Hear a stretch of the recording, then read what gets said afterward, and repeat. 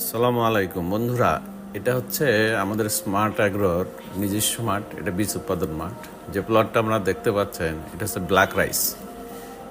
এটা black rice হইলেও এটা বাজারে প্রচলিত ব্ল্যাক রাইস না। এটা একটা বিশেষ বৈশিষ্ট্য সম্পন্ন ব্ল্যাক রাইস। এই বিষয়ে বিস্তারিত আপনাদেরকে পরে জানানো হবে। হ্যাঁ, এটা কোনো বাজারে প্রচলিত যে জাতগুলো আছে যেটা সব জায়গায় পাওয়া যায় এরকম কোনো জাত না।